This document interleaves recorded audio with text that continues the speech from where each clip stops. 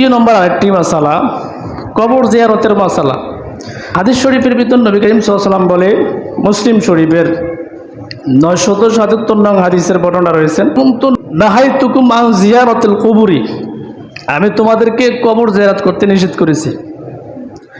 ফাজুরুহা, তোমরা এখন কবর জিয়ারত করো। প্রথমে নবী করিম সাল্লাল্লাহু আলাইহি ওয়াসাল্লাম উম্মতদেরকে কবর জিয়ারত করতে নিষেধ করেছেন। আবার নবী সাল্লাল্লাহু আলাইহি ওয়াসাল্লাম বলেন, ফাজুরুহা, তোমরা কবর জিয়ারত করো। ফাইন্নাহা তাযাক্কারুকুমুল আখিরাহ, কেননা কবর জিয়ারত করলে আখিরাতের স্মরণ বেশি বেশি আসে। কবর জিয়ারত করলে মৃত্যুর স্মরণ বেশি বেশি আসে। মৃত্যুর স্মরণ আসলে নেক কাজ বেশি বেশি করা যায়। এজন্য কবর জিয়ারতের জন্য নবী সাল্লাল্লাহু আলাইহি ওয়াসাল্লাম উৎসাহিত করেছেন।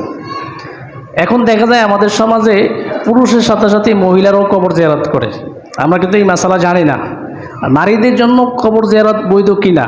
যেমন আমরা হাদিস শরীফ থেকে দেখি, সরাসরি সহিহ তিরমিজি শরীফের 1056 নং হাদিস, ইবনে মাজাহ শরীফের 1574 নং হাদিস। আগের হাদিসটা বলেছি এটা পুরুষের জন্য, পুরুষে বেশি বেশি কবর জিয়ারত করতে পারবে। যত কবর জিয়ারত করবে তত সওয়াব এবং পরকালে স্মরণ আসবে। এই হাদিস শুধু পুরুষের জন্যই, সহিহ বুখারীর, সহিহ মুসলিমের হাদিস।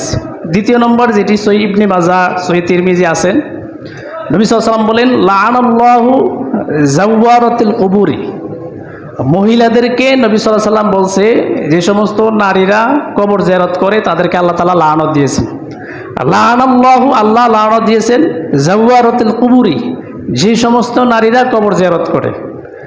এই হাদিসটিকে যাওয়ারাতুন শব্দ থেকে, যাওয়ারাতুন শব্দের অর্থ হলো ঘন ঘন, মানে যে সমস্ত নারীরা ঘন ঘন কবর জিয়ারত করে, বাবার কবর, ভাইয়ের কবর, মার কবর, নবী বলে তাদেরকে লাআনত দিয়েছেন।